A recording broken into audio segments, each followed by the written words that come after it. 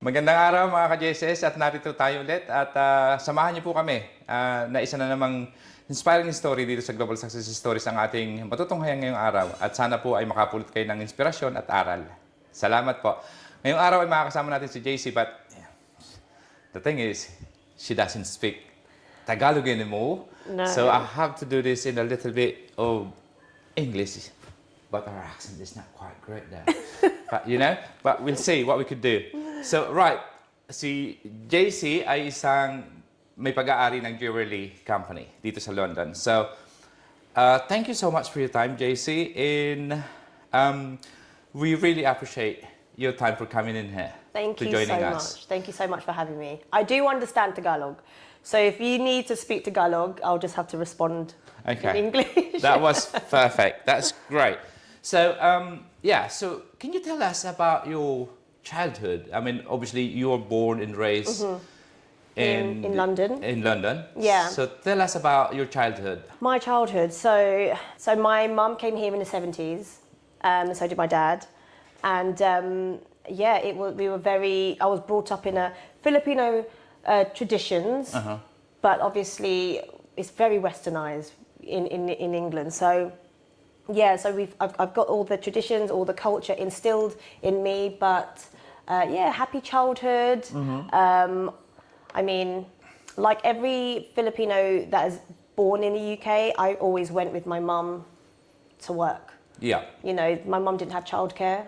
Okay. So this is where I've learned a lot about hard work. Incredible. In my adult years, yeah. So when your parents moved in to England, which is, did you say 70s? 70s, 1976. Yeah. What did they do? So my mum was a nanny, and my dad was a chef.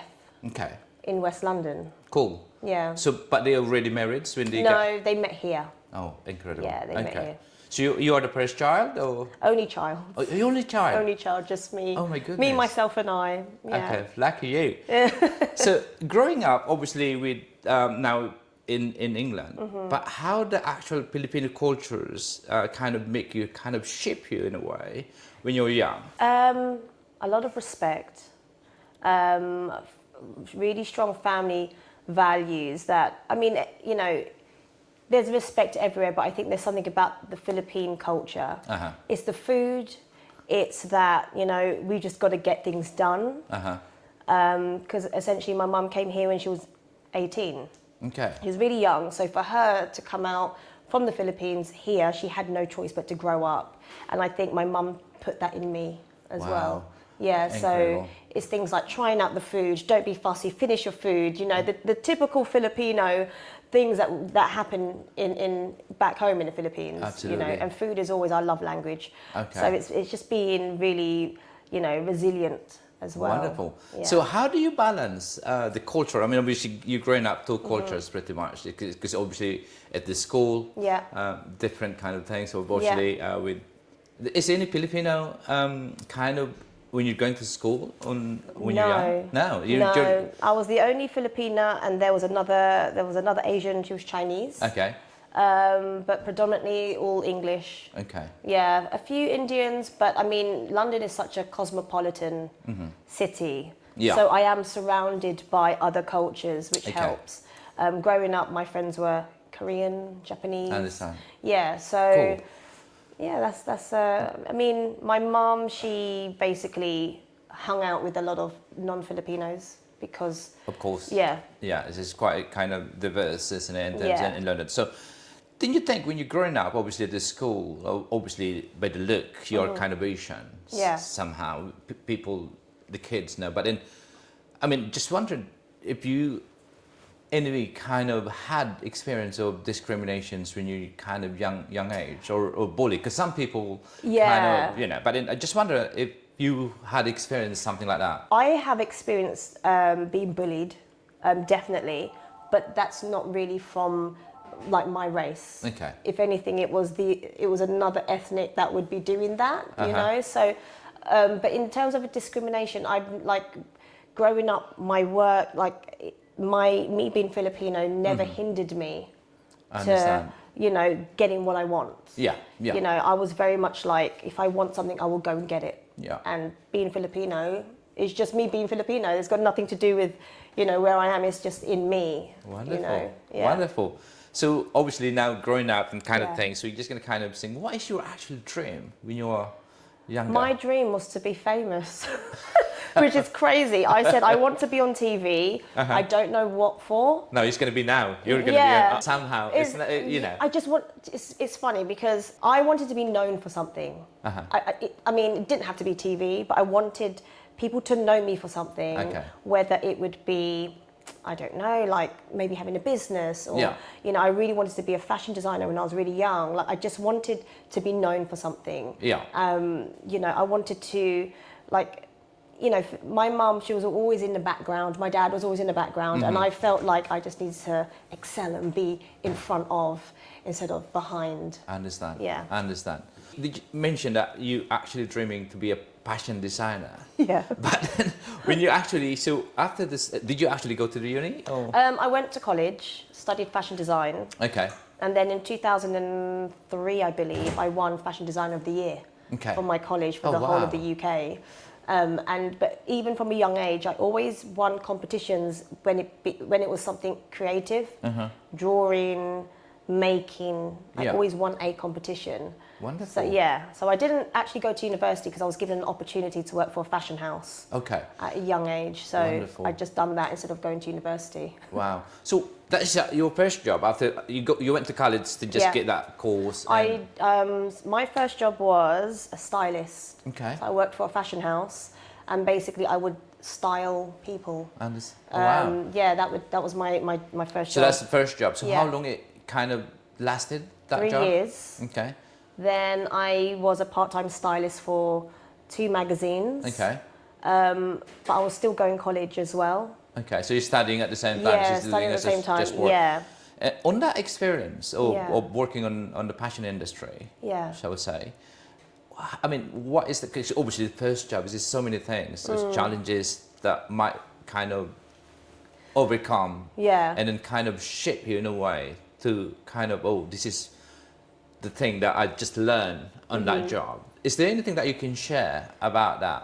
Well, in being in the fashion industry, you mean? You know, I mean, or- obviously, it's something like kind of where you are now. Obviously, there's some, because that's a first job, right? Yeah. It could something like in that kind of career, learn something or kind of Yes. big challenges that you learn something about things. I would say it was patience, and it was every time I hit like a hard challenge, Yeah. I never stopped. I Okay. just kept going. As much as I wanted to quit, Uh-huh. I didn't want to quit. And I think it's because I had my mum in my head. She would say, you need to build up your CV. You need to, 3 months is not enough. Yeah. 6 months not enough. You know, give it a year. Wow. That year ended up in 3 years. And in that process, I made a lot of contacts. Yeah. And I think if you don't, what do you call it? If you don't go through the hardship of your role, then you're not going to grow. And I think where I am now, it's the same.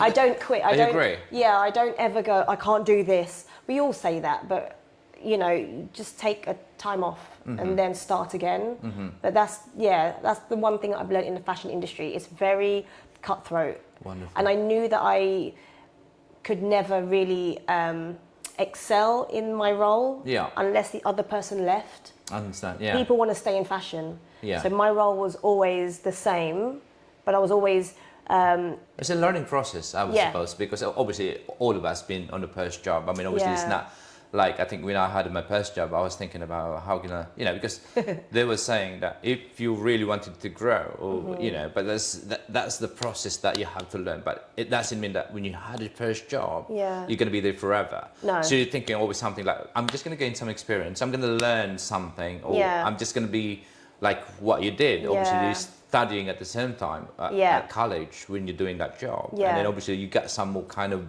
dream big. you I know. think as well, it's funny you say that there was an occasion where I was put in a position at work and I felt really uncomfortable doing it. Yeah. I felt like this role wasn't for me, but I knew it would be something I would need. Okay. And I remember feeling so uncomfortable. And, you know, fast forward to where we are now, every time I feel so uncomfortable in what I'm doing, Yeah. it's always a good thing. It is. I agree because Yeah. apparently, if you are in business, Yeah. and if you are kind of it doesn't come like what you're saying, if you haven't experienced that Yeah. uncomfortable thing, you're not moving forward. Exactly. That's what they were saying. Yeah. And do you believe in that as well? Oh my gosh, I 100% believe in that. I think every time, if you're not challenged, Yeah. then your abilities are just there. It's never going to go anymore. Absolutely. You know, so I've done, like, I've not always been in fashion. I've been, like, in HR. Yeah. I've been an operations coordinator. It's not for me because I'm very creative. Wow. But I was put in very corporate roles at a young age that kind of excelled, like, who is kind of built part of me as well, because I know how to do things formally, but you know, I can do things casually as well. So it is it's one of those things that you just have to keep at it. Yeah. So would you think that would you consider it is the biggest challenge in that particular career when you were there, or this kind of biggest? The biggest, even now? No. Or So in that just career, then? because what I would like you to know, I mean, obviously you said you think that was very uncomfortable. It's a challenge for you, It right? is, But yeah. then, was it a biggest challenge when you were on that career? You know, on that job itself, was it the biggest challenge, or there is some more? The biggest challenge I think was on the third year. I decided I didn't want to do fashion, Okay.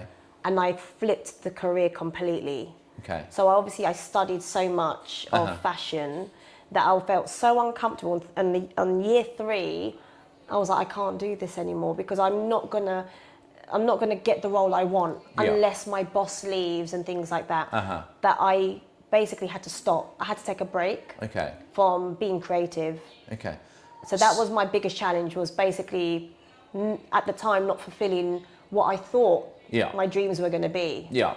So right there. So when you said, "Oh, I can't do this anymore," you just submit the resignation letter and then just move on. I went traveling. Well, I say traveling. I went away for 6 weeks. Okay. And I think that was also a big challenge because I handed in my notice without another job. Okay. For my mum. So you got no plans? Had no plans. Wow. I was like, I'm just gonna go. And my mum, I remember my mum saying, you don't have a job. Yeah. You don't How have old much. were you then? I was 19. Oh, it's still quite young. Still, I mean, yeah. It's still young. I mean, Still 19 young. years old, if you just kind of few more months that you could just think about what you want to do, I think that's not bad. Sorry, hold on. I don't know if it was 19. No, I think I was 22. Okay. 22, yeah. But for my mum, like, I've been surrounded by hard work and just working. Yeah. You know, and it was so weird for me to even hand in my notice without a plan. Yeah, but do you actually regretted it? Or? No. Okay. I don't. Cool. I don't regret it at all. I think I gave my mum a heart attack a few times because she'd say, "Are you looking for a job?" And I just knew in me that I wouldn't not work. I just needed to stop. I understand. You know, because I went from college to working. And then I just need a break. I needed a break. And then kind of reposition yourself and kind of establish again So which exactly do you want to do. So after that, what did you find another job or? I did, yeah. Basically, my mum found me a job. I ended up working with my mum. Okay. She worked for a security firm, and she was like, we're looking for an assistant, HR assistant, right? Which meant I would work with my mum. Okay. And I found that really difficult because so your mum is your boss, or? Well, we were in the same department. Okay. So she wasn't directly my boss. Okay. But it was it's like a colleague rather than a boss. Yeah, right? And I think my mum didn't know how to separate being a mum and being a colleague, and it was difficult. At work. At work. Oh my god. But I lasted there for 3 years. Oh my but god. I got promoted along the way. I understand. So I left the HR department and moved into the operations team.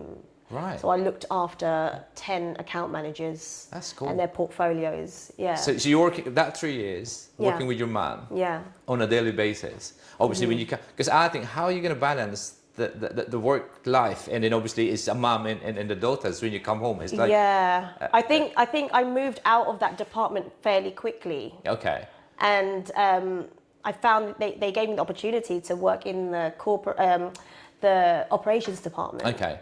And I grabbed it right away because that way You can I'm the separate a only little child bit as well. with Yeah. your mom. So she's Yeah. technically she's under you. She's just a completely different department now. Okay, which is cool. Yeah, she's Yeah. just in a different room, different floor. So we had that. That's where the boundaries, because I Okay. was still living with my mum. So the understand. boundaries had to be like, okay, we can work in the same company, but we need to be separated Okay. because I can't work. I mean, who can? Yeah. You know, who can work This with is their getting together, parents? isn't it? Yeah. Especially, oh, this is mom, this is what you do, and then this, and this is Exactly. daughter, what this is what you do, and it's just Exactly. kind of conflicts, isn't it, all Yeah, the time? yeah, It's yeah. a complication stuff. But anyway, so in terms of that another 3 years of your life, 22. So by the time you kind of 20, in between those 3 years, Yeah.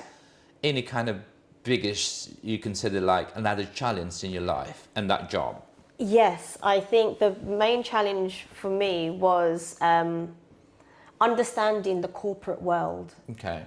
In the corporate world, you had to dress a certain way, you know, you have to look very smart. Yeah. And I come from a background where I just like to be quite, I don't know, fashionable and, you know, put colour on or things like that. And it was going into board meetings with big, important people. And I'm there thinking, how am I gonna do this, you know? Yeah, But I yeah. just did what I had to do.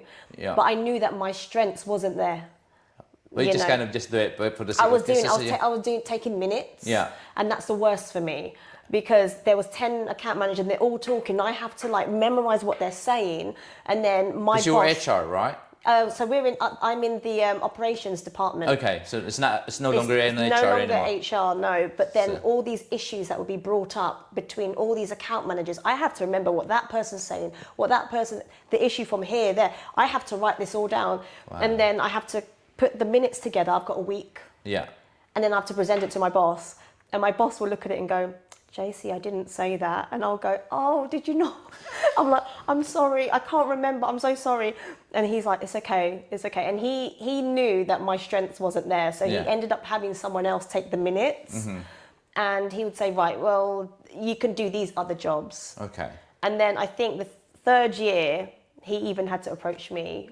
He had to pull me aside and ask me, is this what you want to do? Because we're thinking of basically opening up another position, which is going to be looking after the region. Wow. So you kind of is going up on the ladder now. Yeah. This is get another promotion all over for Yeah, you. well, the talks were, we want to, Wow.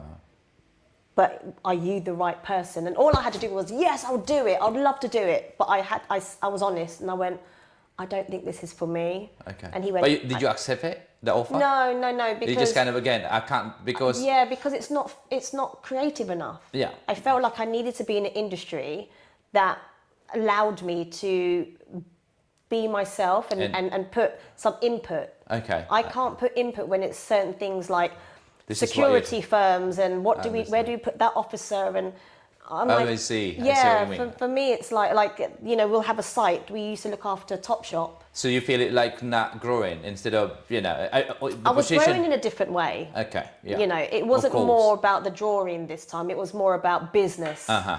So that's where I started learning business. Okay. Was at that in that company. Yeah. Yeah. What do you think is the biggest takeaway out of those challenges that you have on that 3 years? I mean, there's so many challenges that you probably overcome. Yeah. But then eventually said, oh, my goodness, I'm not doing What this. in the second job? In the On that second 3, you know, those second job I'm talking about now.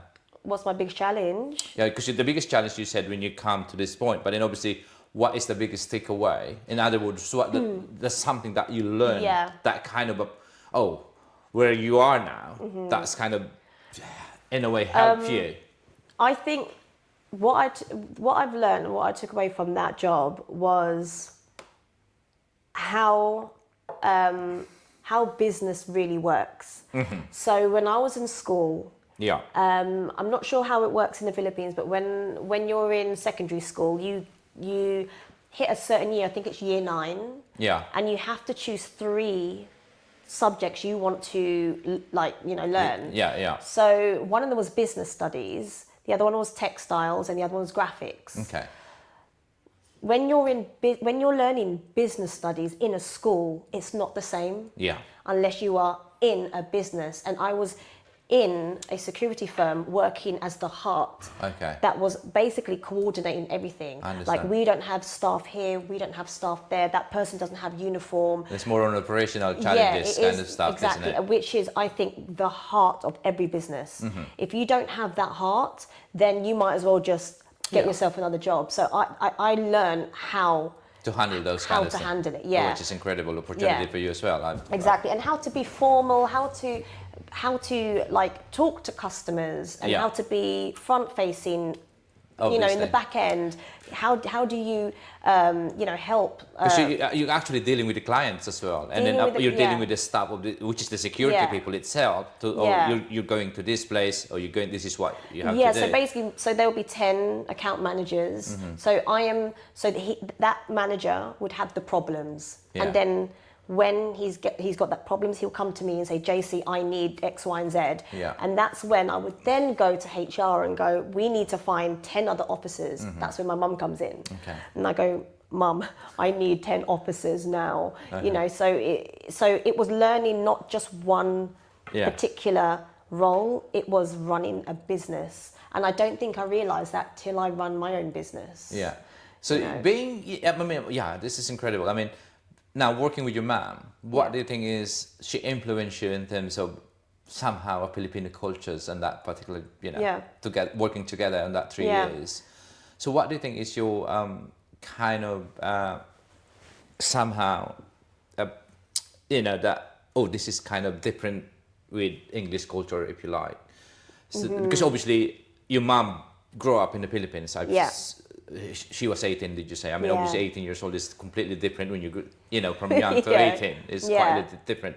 But do you think those Filipino cultures that still kind of your mums apply to shape you a little bit more on that process? Yeah, I think my mum taught me, I mean, my dad as well, they both taught me to basically just get on with it. Mm-hmm. But the one thing that I noticed was... the values, isn't it? Because obviously the values of when you go back, and you're the only child with both of them are Filipino, and then you're growing like different culture in here with their culture. Yeah. I was thinking about how did your actually parents kind of influence you in terms of values? Yeah, well, my dad would... My dad was the type of person that he would say, what do you want to do? And if you want to do it, just do it. Yeah. He always said to me, just don't disappoint me. So obviously as a Filipino, that's hard. You're like, oh, okay, how am I'm not going to disappoint you, but what if I don't want to be a doctor? Yeah. What's the level of disappointment? How do I know if what I'm doing isn't already a disappointment? So it's having to understand their perception of hard work and where they want you to be. Yeah. Because my mum, even the other day, she said, why didn't you want to be a nurse or a doctor? I understand. But she never forced you to go to study nursing though. No. When you study in college, you still choose whatever you want to do. Yeah. Which is good. But I think as well, she didn't quite understand how you can make money designing. Okay. And she wouldn't be able to see that that time, probably. She couldn't see that. She just thought it was, it's just a hobby. Of course. For her, it's like, you need to be a doctor or a solicitor or, have those sort of professions. Whereas I'm like, my mum would see me drawing dresses, or mum goes, can you really make money from that? That's what my mum was like. I go, well, let's see. And my mum doesn't understand that when you're a fashion designer, doesn't mean you're making the dresses. You can just design, but then you could be the person that creates the fabric, the print. You can be a fashion journalist, a fassion photographer. So my mum's like, so many branches. So many. Could do. For my mum, she's like, really? Really? You can make money? And I go, yes, Mom. And that's the main thing, cool. That is money driven, I think. For my mum, it's like, I think most Filipinos is very money driven. They have to send money back home. You know, that's the difference. Well, I think for me, because I think most of the parents and most of the Filipino people, I mean, obviously, on not rich people, on the middle class, I would say, that they think that if you're going to study in certain, like what you're saying, courses or you know, get as nurses or doctors, they think they can help. In a way, it helps, but sometimes it's always, you know, it's not always the case. It's not, no. You know, so but anyway, so in terms of working that 3 years, after that 3 years, because now this is you're being employed for 6 years in total. Yeah. So is that the next thing? Was it a business already, or was this another job? It was another job. So when my boss basically spoke to me and talked to me about this potential role that they want to open, a friend of mine reached out and said he works for a media company, and he's like, would you like this job? And I was getting married like 2 years later. No, 2 years later, I was getting married. And I remember thinking, oh, this is something new. It's media. Yeah. So I was like, okay, it's not fashion, but there's some form of like creativity somewhere. So it's kind of independent media company, or? Yeah. Well, they're. I mean, they are. Yeah, they've. So when you say media company, because there's so many branches as well. Like this is kind of media somehow.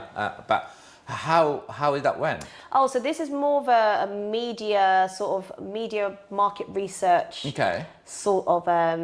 It's not exactly the media I thought. So I contacted him. I said, yeah, Nick, I'd love to have the interview. And she's like, okay, I'm going to contact her. And then it was the first time where bearing in mind, my pay salary was not high. In the previous jobs, it's almost like I only went to a job and had an increase of 2,000 a year. It was very low still, or I stayed the same. So you're talking about must have been 10, 20 years? Oh, no, because you're 37. I'm 39. Okay, so that must have been 10 years ago? Oh, gosh, more. Oh, Like, so my first 20 job, years ago. Yeah. Roughly. Yeah. So 20 years ago. So did you remember what time you're actually getting in terms of salary? Yeah, I do, because I'm like, what? Yeah, my first job, I got 11,000 a year. 11,000 a year? 11,000 a year. Oh my God. And that's a full-time job? That was a full-time job. Wow. Yeah, and it was in Wimbledon. And then from 11,000, I got pushed to 12,000. I was like, you know. Do you remember what did you put, the first salary? Yeah. To reward yourself? Do you remember what did you actually, did you put something for yourself? No. No, I didn't. That's the thing. That was. So that money that you earn, obviously the first salary ever. Yeah. Maybe. So when you say 11,000 a year, it's not even £1,000 a month, right? Yeah, I was earning I remember it was like £800 a month or something. So what did you ever, the first salary ever? Yeah. What did you spend that money for? Probably just eating, travel. I had a car, so I would drive. Yeah. I think because I had a car, maybe petrol, just the But things there's nothing significant like, I'm going to buy these shoes, or I'm going to buy this something. No. You're not kind of that kind of person, are you? No. Well, I am now.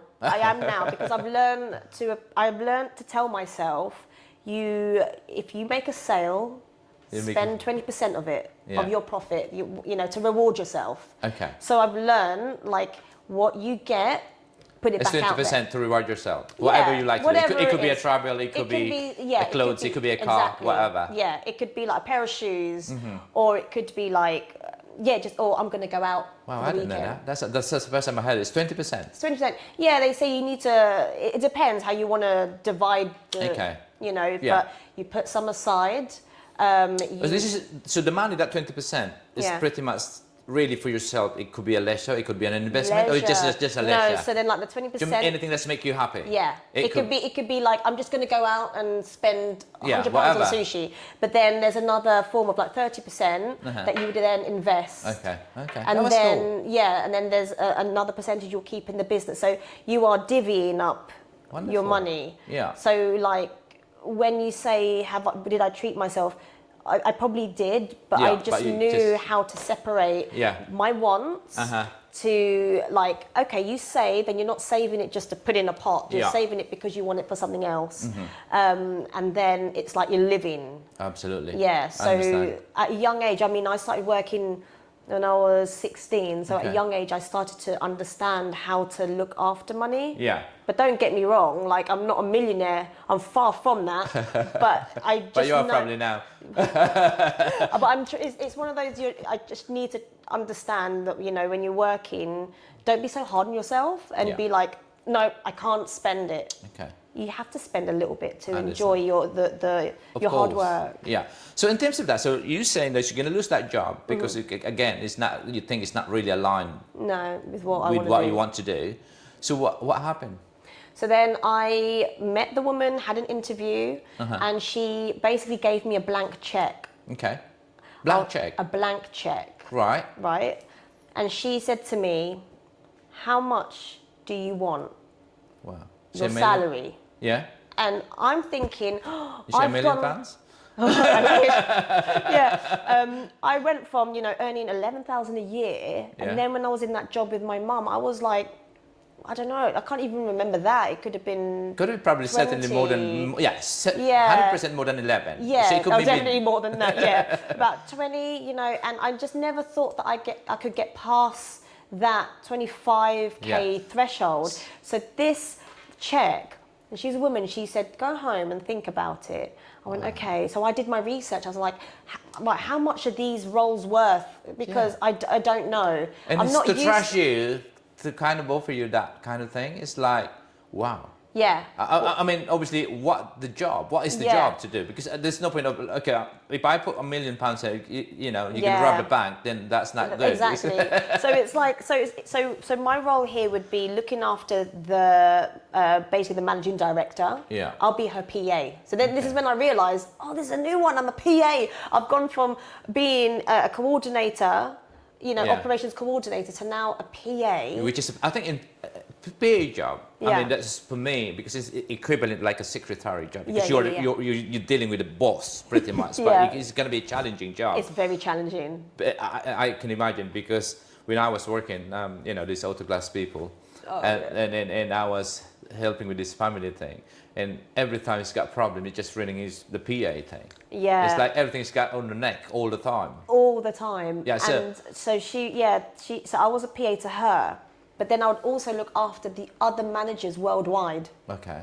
Oh so then I was like, but I say that the company was still small. So we had Brazil, we had New York, Singapore. Wonderful. And obviously like the UK. And this is the mid. What did you do? What did I do there? No, that company. Oh, so they are like a market research company. That's media. not the media. Was it That's the media? Okay, that's the one you're talking about. That's the one. So how much did you actually write at the end? I put 35,000. A year. Yeah. Which is. That's not bad. It's not bad. But it could have been more. Could have been more. But I think because of where I was earning 20 plus, I felt like, oh god, this is way dream come true. Yeah. So I was like, this surely is fair if I put 35,000. So then I met up with her the following day, and I showed it to her, and she looked and she was like, "Do you think that's what you're worth?" And I'd never been asked that, and I just went, I think so. I think I'm worth How old? that. Yes, about 25 years old then. Must have been. I was 26 around there. No, about 25. Yeah, 25, 26 around there. Okay. And I just remember she looked at me, and she was older, but she just looked at me and said, "Do you think that's what you're worth?" And she didn't say it with a smile. She didn't. I was thinking, like, so oh serious, god, like it's the business people. And I was thinking, that's it. I've asked too much. I've asked too much money. And then she looked at it and she went, okay. She signed the contract, and you're going to start tomorrow. Yeah, but I had to hand in my notice with the other place. Yeah. But how did you actually? What did you think? She offered you that much. I mean, obviously, giving you a check. I never heard that before. Yeah. That somebody's going to give me a check. If I'm going to be the one like you are. Yeah. I mean, obviously, it's very challenging to put the number first because if you don't know what you're going to be doing, then but then at least you know that it's just going to be your job. Then okay. But then I think this is a little bit. It could have been more. It could have been more. Yeah. I think I didn't really know. I come from a job where my worth probably wasn't noticed. Yeah. So then feeling like that I probably wasn't worth. No one's really asked me that. Yeah. I'm just seeing it from. Understand. In my head, I was like, I'm looking after one woman. I'm going to that office. What's the worst that can happen? They probably give you bonuses though at the end. Well, increase maybe in the next 6 months. Oh, Jaycee, I probably give you more than what you're expecting. Actually, I did have a bonus, but it's funny. I didn't last in that job long. Okay. Why is that then? Only because the company was trying to let go of people. Okay. And so I got made redundant. Mm. And so that's where things changed completely. Okay. Yeah. But so how long it lasted for you, that job? That lasted about a year. It's not bad. Not It's bad. not bad. Not bad. But then, so what is? I mean, obviously, you learn. The thing is, when you're dealing with a boss, which is the actual boss in the business, Yeah. if you're very close on the CEO or the president of the company, which is or the founder, Yeah. with the big, especially with the big businesses, you would. I mean, Yeah. I think for me, having a paid job, I'm not saying that it's a very incredible. But your purpose there to do that job, I would fucking learn anything that I could learn from this thing. Yeah. The way yeah. I had, because the thing is that all these problems potentially you're going to be involved with them, because Yeah. that's part of that PA job. Yeah. Or Jaycee, this is something Yeah. do this because you're like very close Yeah. to this person. Yeah. The chances are, if you learn on that, young age, if it's your best job, I think it's going to be Challenging. challenging, and also you can be learning a lot Yeah. in a matter of a year. Because for me, working with the boss, very close to the boss, and then you can exactly know what's going on in terms of business, because you know what's happening. Yeah, Right. yeah. Most of the PA kind of know exactly what's going on. They know the ins and outs. Of the business somehow, and then. If you kind of think about, I'm going to learn something out of it, and then if your purpose is, by all means, it's so cool. Yeah. It's a great opportunity for you to learn more in terms of handling business. Yeah, if you yeah. like. But so what did you actually learn in that whole year? What did I learn? I learned how to. So the people that worked for the company were very young. They just left uni. So at this point, I'm not that far off, but at my age, I felt like I've done a lot more. So what I've learned from that was a different side of business. It's market research. Okay. It's how businesses get to their target audience, and how does this work? Like one of their clients was Sky, and it was things that I never noticed before, like so kind of learning a lot, isn't it? This is new, but then it's nice to know how it actually works. Yeah, exactly. Things like that. And I think I remember thinking, one day I would like to have a PA. Of course. I was like, I would like to have someone to help me out. Yeah. And then you understand more how it actually works. Because if you, for me, obviously, like I said, having that kind of opportunity for me is a great opportunity. What, a PA role? A PA role for the people who own, especially big businesses. Yeah. Because you would learn a lot. But I'm not saying you're going to be there forever. But you're just kind of learning process, in my opinion. Just anything that you could digest to learn how to handle things. Because most of these people so many challenges that potentially you're going to get involved with. Oh my goodness, yeah. Right? Yeah. But anyway, so after that job, so is it the next thing is the business already? Yeah. After that. So can you tell us about how did you actually born this jewelry company that you actually... that we've got. Yeah. You got. So my husband's always been a jeweler. Okay. So he basically got an apprenticeship at the age of 16 to be a jeweler. He's done all the craftsmanship, he's done all that. We met when I was working at the security firm as the coordinator, the operations team. So I met him then. During that time, a lot of our friends were getting engaged. They would come to us and say, we need a ring. Bearing in mind, we're still working in our full-time jobs. Wow. So what your husband do then? He actually makes the jewelry. Before you actually meet him? Yeah, That's what he was already doing? He's always been doing that, yeah. But he was employed with a company making jewellery. Oh, I see. I was employed with the security firm with my mum. Okay, understand. And so when I got made redundant, we're getting married like the following year. Okay. So this is 2014. So instead of you saving money, you lose the job. This and is then, it. This is exactly it. And I don't know what it is, but my mum has a bit of a strong hold on me in some ways when it comes to like work. Yeah. But what happened was we went to Costa. Yeah. And this was a Saturday, and I said, okay, let's all go for coffee. And then my husband said, I said, well, what am I going to do for a job? I don't know what to do. And he just said, you know what I think you should do? And I said, what's that? Yeah.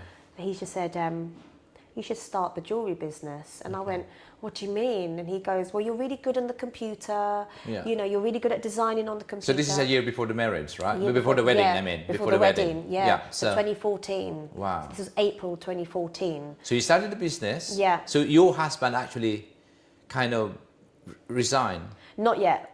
He was still working. So you still got paid on was that still- job, which is good. Yeah, so he was like, it's good that one of us is So still you're working. going to be you're doing the marketing and he's doing the producing, kind of producing the jewelry. So he was still employed, and Okay. he said, because we've got a wedding to pay for, and Yeah. he was in a very well-paid job. Yeah. He said, do you have a lot of bills? And I went, no, not that much. He said, well, I'll sort out your bills. Yeah. Don't worry about your bills, but you have a year to Okay. set up the business. Yeah. And my mum was there, and I looked at my mum. I don't know why I needed validation, but I said, "Mum, what do you think? Should I start the business? This means I don't have to look for another job." And my mum said, "Oh, you don't like taking orders from people, so you be your own boss." And I went, "Really, Mum?" Yeah. I was thinking she was going to say, "No, you need to look for another job," because she was so on So board. she's kind of supporting you Yeah. somehow. I said, Mum, Go really? for it, like, yeah. yeah. And she went, yeah. She literally said, go for it. And I went, really? And she went, yeah. Nice one. I said, okay, Mum, all right. So that was a Saturday. And then a Sunday, went back home. And then I said, that's it. What am I going to do? Because obviously I'm still working. So you haven't got the name, you haven't got the brand, you haven't got anything yet, and you haven't got Yeah. experience in business. No. So this is the thing, this is very crucial in terms of our fellow Filipinos watching Yeah. this kind of thing. So the transition from employees, you stop working because you got redundancy. Yeah. You make your decision based on what your husband influenced that potentially could set up the business. So Yeah. you're giving you a challenge somehow. Yeah. That you're getting married next year. Yeah. Or, and then you haven't got a job, but then if you could blow up this business, Yeah. chances are you could potentially earn in more Yeah. than what you actually earn in the salary. Yeah. Right. So how did you actually make the decision of branding? How did you start? So in what we do, it is quite tricky. It's having to understand the difference between building a brand and building a service. Okay. So we actually started as giving a service to people. Without any brands. No branding. No brands whatsoever. So if Yeah. you need a ring, we can create your Yeah, rings. yeah. And then in terms of profit, without, it's just kind of made to order somehow. Yeah, So, so you're like- not losing money. No, so At the end. basically we don't have stock. No stock on the table because that means you have to put money up front, right? Absolutely. So we tried to find a way to do this without Because the it problem spending- is you have to make sure that it's going to be order or demands. Exactly. So if this demands, Yeah. then therefore you have to take orders. Yeah. We could produce you it. So is this mainly jewelry for rings? Or rings, pendants, earrings, Yeah. bracelets. so how do you actually start working So on the how- first client? If you remember, how did you actually close the first client and how much was it? It's friends. It's a friend of yours. Friends, yeah. So I guess being Filipino, I had that advantage because I looked after quite a few of the community Yeah. that are my age. Yeah. So they would say, Jaycee does jewelry. I need a ring. Then Okay. word went round and it just went like that. Yeah. And then before you know it, I would see someone and think and say, we made your ring, like we would see the women got their engagement rings. I'm like, yeah, we made theirs. And then before you know it, it was like growing. It's incredible. Yeah. So like, it was almost like don't forget we had a business. Yeah. We had a wedding to plan. The plans, and you're So just we- kind of trying to take this Yeah, I was like, business that I was hopefully like, will take off I on the don't- ground in the next yeah. few months. I'm like, I don't have time to actually design Yeah. a collection. Wow.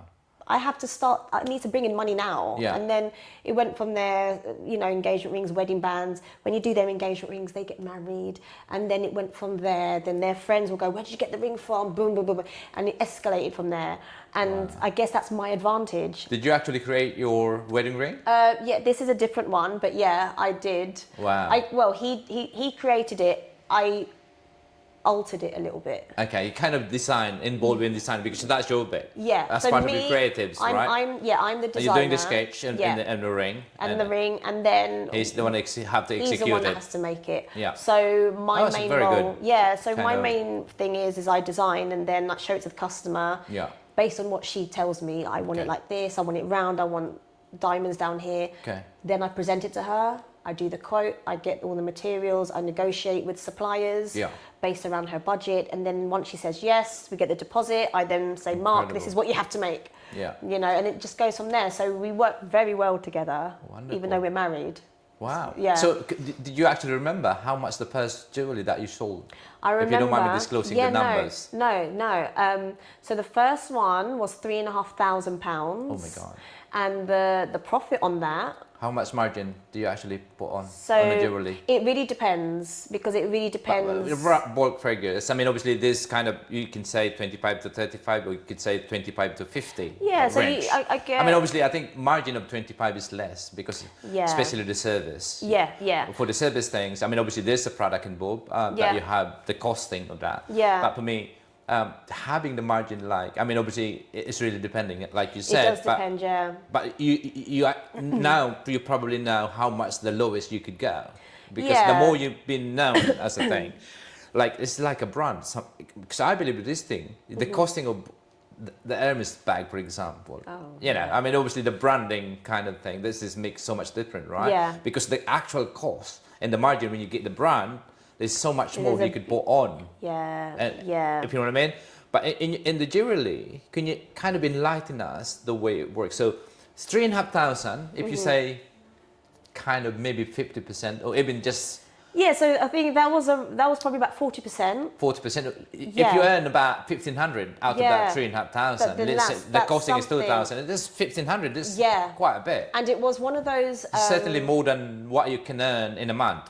That's Salary, it. correct? I mean, But yeah. obviously, therefore, your husband got a little bit share on that Yeah. as a profit, because at the end of the day. So, okay, so how many actually, kind of the first 6 months, do you actually remember how much the whole thing that you earn without having the brand, obviously? Yeah. How much? Because my husband was still working, so I think if I can. So it was April, May, June. So we didn't start really trading until about July. Okay. So that's 6 months later, Yeah. roughly. Yeah. But then you kind of taking orders, I'm taking orders, yeah. But then, yeah, so I would say roughly, I think, I mean, it's such a, I think our first sale was probably around. the first year, the whole year, before the actual So wedding yeah, day. I mean, because yeah. the whole year of planning, you're planning your wedding, or you know. Yeah. So how many hours, just out of curiosity thing, how many hours do you spend just because your husband trusts you so much to set up this business? How many hours you put into it? Oh, what, to do the business? Yeah, because obviously you have yeah, to it was- find this client without investment of, Do you know of what? marketing, Yeah, right? it's. I remember when I had my first week, actually my first month. I'm so used to waking up and then getting on a train, and then you Finding the client? No, like in general, Okay. But I would wake up at home because I worked from home. Yeah. And I would sit in front of the laptop at 8 in the morning, and I'm like, now what? Because I'm like, what now? Yeah, because I'm so used to like, okay, he's going to work, and I'm like, okay, yeah, I normally go and get on the train. Yeah. So I'm But, there, and I'm like, now what? But obviously he's expecting so much more. He just knows that I'm very computer savvy. Okay. I'm very quick. Yeah. I can quickly put a website together, especially now how things are. It's incredible. It's even more easier. Yeah. I mean, I'm not, by all means, any shape or form, I'm not a website designer. I managed to create my website. I mean, it just kind of, Yeah. somehow, I do believe that if you really want something, that you could learn if you're really keen about things that Oh you my could gosh, you could yeah. do. You could do a lot more what you think. Do you know what? There's one thing that, have you heard one of Richard Branson's quotes? It's seal the deal and then figure it out later. Yeah, I heard that from a lot from Jaycee as well. If you know Grant Cardone is some mentors as well from the US. But yeah, so he wrote the book. He called it 10x Rules. Right. That's my favorite book ever. 10x Rules. 10x Rules. This is all about business. If you are targeting 100,000, for example, in a year, or 1 million, you 10x that. So you multiply by 10. So he is the one wrote the book about things, and he's now part of his brand. Is 10x Rules. In other words, anything you 10x. Because I have heard of this actually. I have heard of this. There's a guy that I follow. He's a fitness guy, and he is on his 30th property. And he said the reason why he's got 30 is because it must be the same guy. I presume because he's really involved in the property business as well. And the guy said it applies. I mean, in general. I mean, like anyone's listening to this or watching this video, if you guys searching 10x Rules book. Yeah. If you want to do business, I wanna... you have to do the research about that book. I love it. I love it. I learn a lot from that because, like I said, but it doesn't mean that if you're expecting 10x, whatever the target is, the effort it will be 10x as well. What my husband says is, if you want something, he goes, what did he say? Reach for the stars. Was it reach for the stars, but you'll probably hit the moon? Basically, you're still high. Yeah. But you got to keep reaching. It's same principle, pretty much. Yeah. I mean, like I said, it's like, what's the point of having target if you said, oh, you're going to be disappointed if you didn't hit it, but be realistic, this kind of thing. For me, I mean, aiming to that target is always better because you will get the reward more than what you expected. Exactly. So therefore, that's the realistic facts of things. The chances are, if you said to yourself, oh, to give the lifestyle that I want this money a year, but then if you 10x that, then therefore you're gonna you'll exceed. You might not be hitting the target. That's not the point. But certainly you would hit more than what you initially thinking. Yeah. Does that make sense? Yeah, 100%. So that's what that's what I'm thinking. But anyway, so move forward. So on the first month, you sell this jewelry, £3,500, which is quite a lot of money. Yeah. And then, how did you actually kind of said to yourself, "Oh, this is the one"? When did you actually find that out? On the same year or 6 months later? This is the thing that I would like to do, and then I'm gonna blow this up. You know? When did you actually find that out? I'm going to be completely honest and say that with engagement rings, it's a cycle. It's a piece of jewelry that is always going to be wanted and needed. Yeah. No matter how old, doesn't matter. Yeah. It's always the demand for that. There's always a demand. It's like, I'm doing just one of it as an artist as well. Yeah. Doing the wedding video. That's my bread and butter. Yeah. But yeah, I think having a wedding video nowadays is kind of must. It's always the same thing. There's no one's going to be getting married without a proposal. That's for sure. So. And so, I think we were trying to. We loved doing it, but at the same time, we were like, we want to make a collection. We want to design and create a collection. Yeah. To do that, you need people to love your designs. Mm-hmm.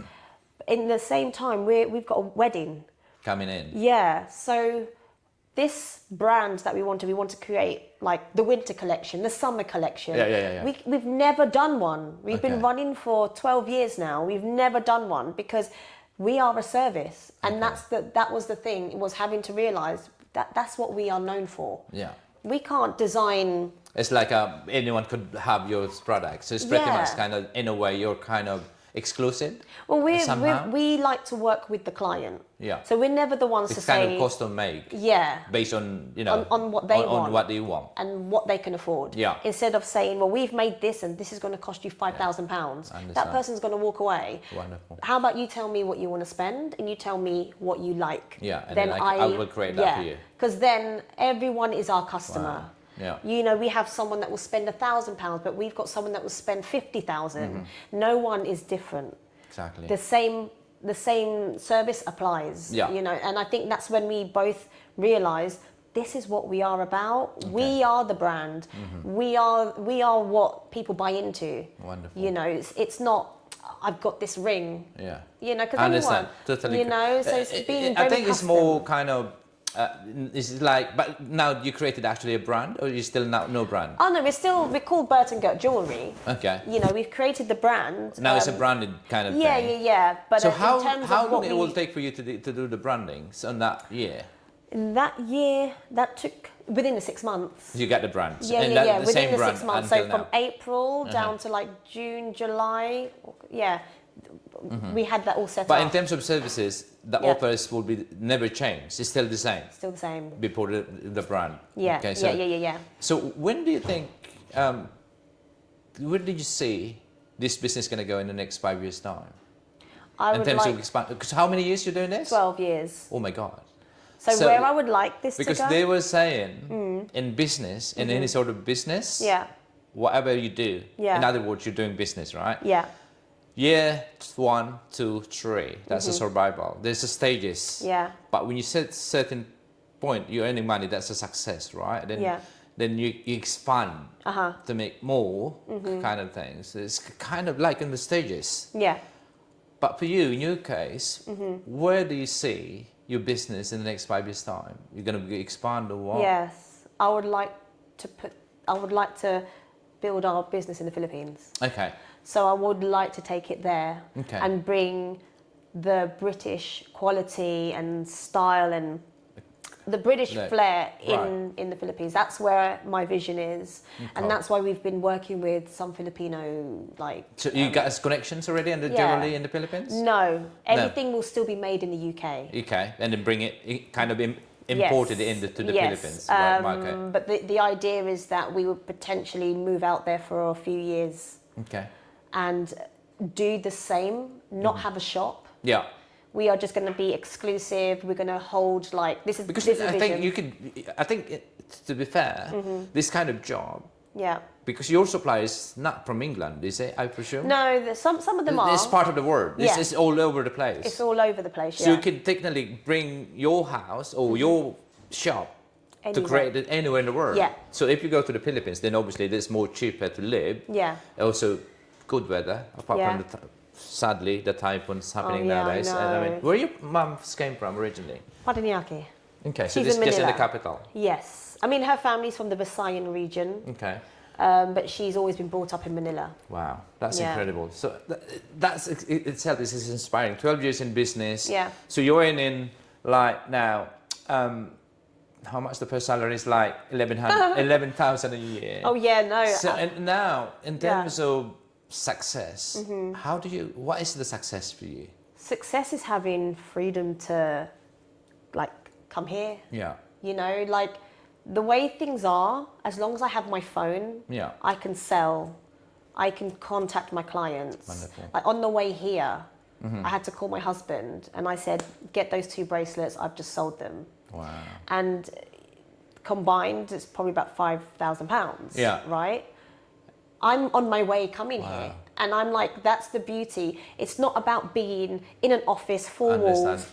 you know, Yeah. typing away. It could be anywhere. I could be you and can sell. Yeah, and that's It's where I realised we can take our business to the next level. Yeah, Now to the because- next. Oh, well, yeah. I would agree. Yeah. I mean, 13 years or even 10 years. Yeah, 13 Now in you know April. exactly you could scale up Yeah. pretty much. Well, and we that's have- then if you can scale up. In other words, if you hire someone, duplicate yourself to Yeah. do whatever you're doing now Yeah. in the business, and found someone to do that, even your husband, not necessarily him doing it, but if you got these people, Yeah, that's under you us. call it a freedom. Yeah. When you get to that point that you're Yeah. not actually working in the company, but you get someone To do it, you're yeah. paying and doing that job for you, even the sales, then you can say this is now a freedom, Yeah. right? Yeah.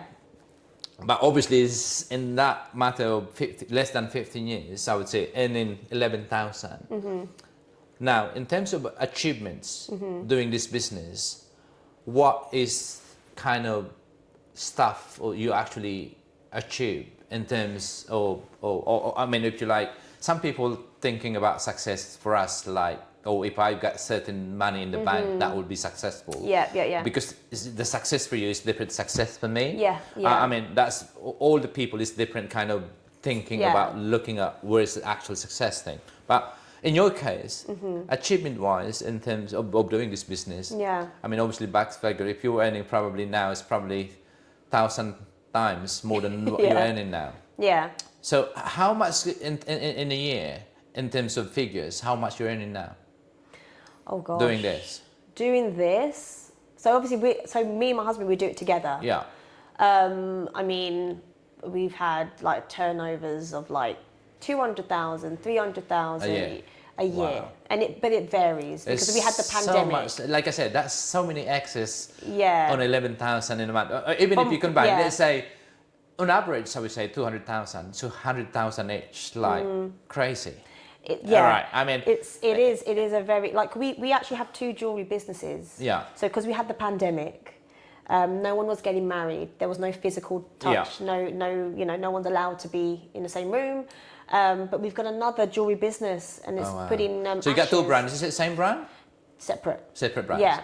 So because I mean, again, so what's the reason behind it? I mean, obviously, like I said, some people don't realize in business there's so many businesses, they're doing the same thing, but they're different market target. Oh, what's the reason behind this new business? Yeah, no, I mean, the people doing the same, like for me, I've got another sub brand, I call it, for wedding. Yeah. I could do this as a high-end wedding market for my personal brand, and the other brand is just covering the other bit, which is then that this is the low-end market or mid-range market instead, but it's totally different market. Yeah. So is that the same thing in your case? Yes. So basically, this jewelry, the other jewelry company that we have, is cremation jewelry. Okay. So people that pass away, their ashes we put into jewelry. Oh, because it's more sentimental it's stuff. It's a different side. It's different kind of. And we had the pandemic, and unfortunately, Burton Gert Jewelry wasn't doing wedding bands or engagement rings because people cannot meet. I understand. But sadly, people were passing. And that's why you created that kind of... We created that. That was created with our business partner, but we merged in 2018. Wow. But it boomed during the pandemic. Wow. And our business with my husband... Potentially, in terms of market, obviously, somehow it's different. But in terms of money, you could say the same thing. It's just the different This type. Different type of market. Yeah. People here on my side are getting married. You got a website for that as well? We and do. You got both of this website running and everything? So I basically manage both. So I do the website and the social media. But yeah, again, I do the designs. The same stuff. Do you spend money to marketing? No. You never spend money on marketing? I am the marketer. Yeah. But somehow that's your bit. No, yeah. We to be fair, we have done it in the past. But even running on Facebook ads, for example, you didn't? Occasionally. Yeah. Occasionally, but I find that the way things are moving is hard to keep up. Unless you are present. Okay. So that's why TikTok is now my thing. Okay, yeah, so true. I mean, that's part of marketing. Yeah, I didn't want to go on TikTok, but now I'm on it because essentially... How many did you sold on TikTok then? Any rings because some people now... See, on TikTok, it's not even about selling, it's about bringing awareness. Yeah. You know, so I haven't sold directly through TikTok. But you're bringing stuff to go to your website to just check what you're doing. More like stories, like you have to be relatable to people. Yeah. It's not so much, I've got this, it's 5,000, not so much, it's more about... It's more the storytelling about It's more things. Storytelling, and that's a different form of marketing. Yeah, especially the one the ashes thing. You know, many people are not aware of those things, exactly, right? yeah. I mean, obviously, it's a bit of a morbid... on TikTok, somebody's died, and the ashes could actually created some rings about it. It's a bit of a morbid topic to bring up, you know. So we try and do it where it's all uplifting and stuff. Incredible. You know, there's other things, but those two are the biggest challenge ever for the business so far that you have overcome. Is oh my God, we've had a few, but I'm trying to think. The biggest is what's the biggest? I mean, pandemic is one of them, but then obviously everyone's suffering. One of the biggest challenges, I would say, is running a business and having a child. Yeah. But having those two run together. So when you said, when you asked me, how many kids do you have? Just one. Just one. He's 5. How old? Oh, he's 5. Yeah, okay. so he was a pandemic baby. Uh-huh. But when you asked me earlier, like, what is success in my Yeah. eyes? Success for me is being able to take him to school, pick him up. Yeah. If I have to go and watch a play or I have to see, I'm there. Like, I'm always present. Okay. You know. And that's the advantage of being, well, if you like, it's a self-employed or a business owner, Yeah. than having 9 to 5 job. That's your advantage, correct? Yes. Because you could be with Yes. with the actual.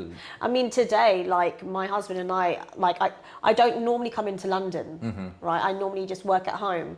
But I said to him, can you imagine if I had to go into London every day? Because I had to do the school run and then I had to do a little bit of work, but then, you know, come in and then I'm going to have to go back to pick him up. I said, I couldn't do this every day. But when we set up the business, the first thing my husband said was, I'm doing this so that you could do that. And I'm like, huh? You know, like, we've been together Well, 16 it's years. like I said, I mean, Kent is not very far, but just for, Yeah, you know, it's it's like about Bluewater, an hour and a Lakeside. half train journey. Yeah, as long as I get to roughly. King's Cross, it's fine. But I think that was my biggest challenge, was learning how to be a mum, Okay. learning how to change and pivot within the business during the pandemic and still make money. Yeah. We had no help from the government. Yeah, no, I No understand. help. Yeah, yeah. And we've just had a baby. Wow. And so That's it's challenge, trying yeah. to challenge, that I would say is my biggest, and then, you know, there's ups and downs within the business. And I would say recently we've had a lot of downs. You know, then it's one of those, what do you do? What do we do? What do we do? And you just have to keep going and making changes for it to work. Absolutely. You know? That's incredible. But do you think that somehow, because you said in the early stage of your business, you are kind of involved with Filipino community. Those people are your pretty much. Yeah, they are my customers. Okay. So how much do you think in terms of now, in terms of percentage from the Filipino community? Even that we and the business, I mean, you're doing this for 13 years. Yeah. Because when you said in the early stage, your friends is more of obviously Filipino people, select of friends, and that's your client. Now, I was thinking about how many percentage, in terms of percentage, how many percent you're actually bringing to the community in terms of clients? Because obviously we all probably, I don't know, records now saying it's 350, 400,000 Filipinos in the UK. Is it? Did you know that? I didn't know that. So that's quite significant. But still, for me, because I'm doing the same. Yeah. I always said to myself when I launched the business for wedding videography thing in the UK, it wasn't the plan that I'm just going to realize it's not going to be sustainable. Otherwise, because it's not enough. Yeah. Because that was, I think that time there's 250,000 on records. Wow. Filipino, but not all of them is getting married because, if you know what I mean. So this, in other words, this very slim of chance of me if I'm going to focus on that market. So I just kind of, you know, said to myself, I'm just going to promote this business for anyone. There's no level target kind of community. I mean, in your case, what about you? I mean, so how many percent could you consider you have from the community?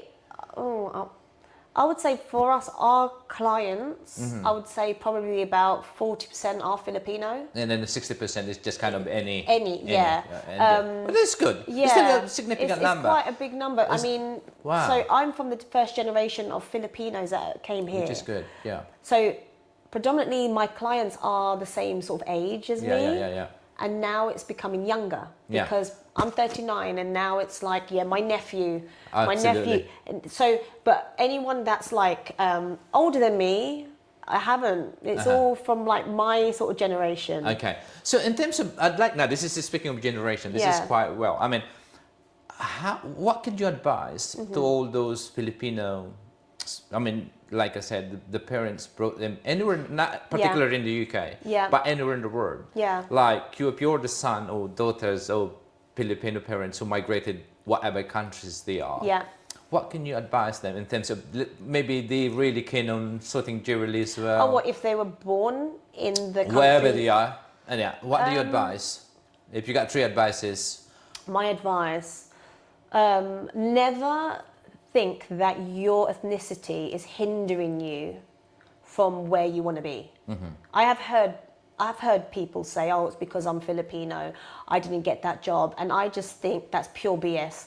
That's got nothing to do with the fact that you're Filipino. So never, ever use that as a reason why you didn't get something. Correct. Because really it's that I've never, like, I know people that say, oh yeah, I didn't get that job because, it's because I'm Filipino. And I'm like, no. I'm Filipino and I always get what I want. Exactly. So it's really never use that as a reason why. Or excuses. Yeah, it's not an excuse. Okay. That's one thing. And the other one is, take little snippets of the Filipino culture, such as the hardworking side, be happy, but really you just have to be focused. Filipinos are focused in so many ways. Yeah. But you need to be a leadership as well. Okay, that's so cool. Yeah, I feel like a lot of Filipinos, they are hard workers, but then they stop to a certain level because they don't know their worth. Yeah. Do you know what I mean? Or they're a bit worried. Worried. I think it's more 9 out of 10 is worried. Yeah. Self-doubt, right? Yeah, and then also it's kind of scarcity somehow because obviously some people, you're lucky because when you 3,500 and then even in 3 months you still cover up the way you lose the money in terms of money that you earn. Yeah. But most of ours, I was the same. When I was set up, if I'm gonna lose this job, what's gonna happen? Yeah, what about my bills? That's the thing. But then for me, in my case, because it's a services as well.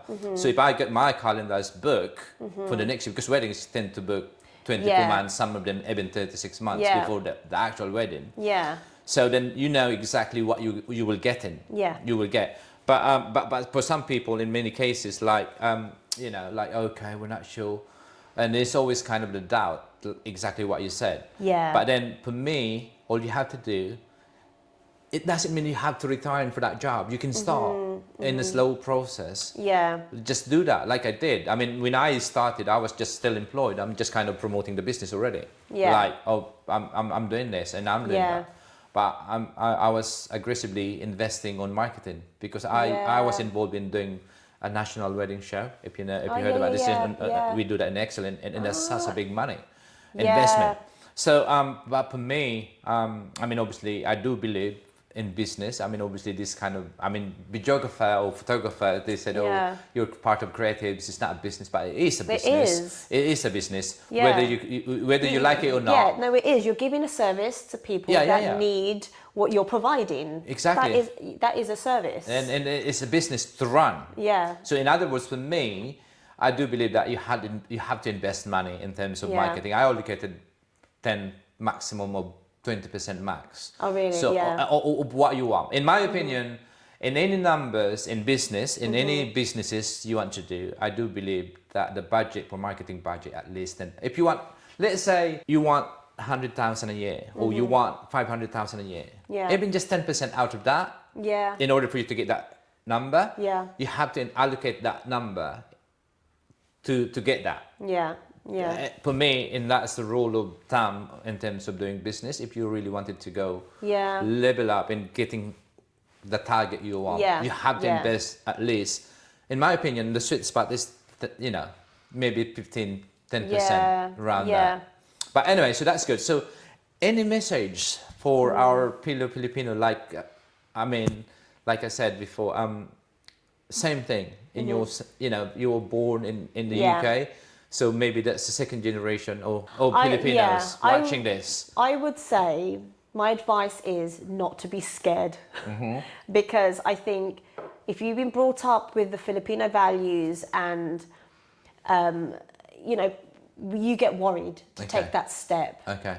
When you're worried, that's when you should. Okay. If you believe in what what sort of business you want to get into, whatever it is. It's very cliche though, because you hear it, just go for what you want. But it really does. It does mean just go for it. Wonderful. Even if your parents do not agree, they will not agree. That's how it works. Because they care about you. They want you to be stable. They want you to be comfortable. They don't want you to come out of the circle because they're worried for you. But you are not your parents. That's incredible. So that was so cool. Yeah, so just go for it, whatever it is. Good. So you said that the plan is now moving into the Philippines for good eventually. Not for good. But it's just bringing the business in the Philippines. Yeah. which is in the next 5 years' time. That's yeah, I'd like Cool. to see it that way. Yeah. Incredible. So in terms of, like I said, so now we're kind of the last bit of the questioning now. Lessons that you've learned doing this business that you could say to yourself, oh, crack it. I think, should know these things. Lessons that I've learned Running the business, right? Yeah, is when something's not going your way and you keep going against the flow of the river, just stop for a minute. Because sometimes it can be like cloudy and so many things are happening. And then refocus. Is that what you're saying? It's just more like just stop for a minute and then just carry on, and it always works out. Okay. The biggest lesson for me was when things wasn't going my way, I would panic. Yeah. And when I panic, I make the wrong decisions, and then it's not the answers I want. I get upset. Sometimes life has a way of showing you that it's going to work out. When there's too many things happening, just stop for a minute and just know it will work out. Wonderful. And this week has been that completely. Yeah, because my belief, apparently, that God is giving you a bigger challenge. But when they give you a challenge, think about this way. Sometimes it works as well, and most of the time it works. Yeah. If He's giving you a challenge, really challenge, in other words, He's preparing you for something bigger. Yeah. And I always think that any kind of challenges comes, okay, if His big challenge that comes, He's preparing you for big something. Because if you overcome that, and it will be making big lessons for you, He's preparing you for something big. Yeah. If you overcome the things, like a wave, right? When you do the surf, the same thing. So for me, I think, there's always a challenge, somehow. There is always it's endless, right? Yeah. It's always coming along, and it's but a the question. thing is that as well, I'm a big manifester. I love manifesting things. Yeah, which is good. When you manifest and you say, I want to make a lot of money. Yeah.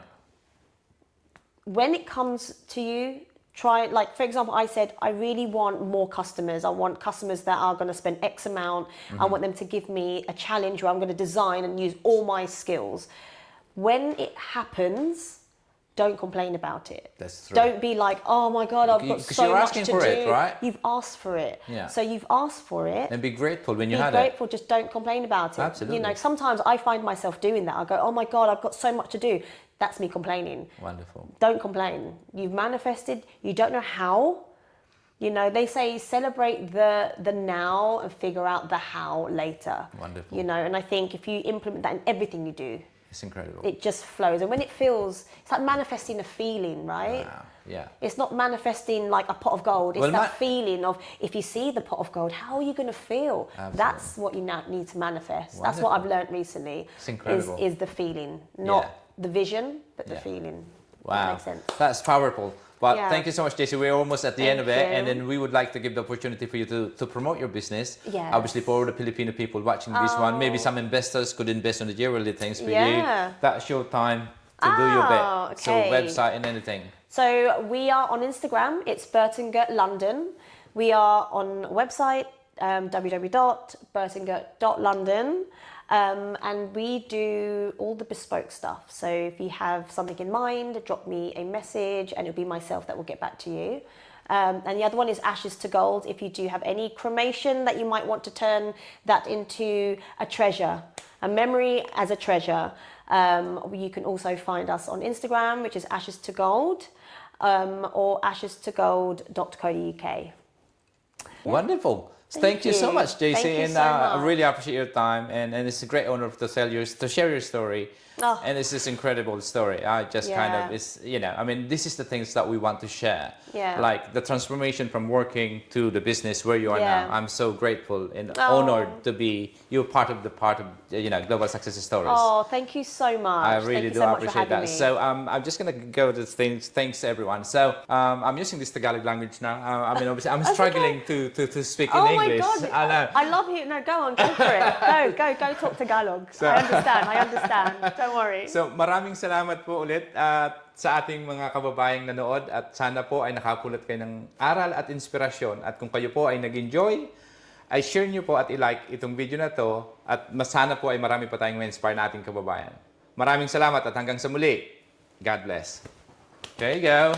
Oh, Thank you that so was much, good. Jaycee. Oh, I really Come on, give me enjoyed a hand. that. I really enjoyed that. Thank you so much.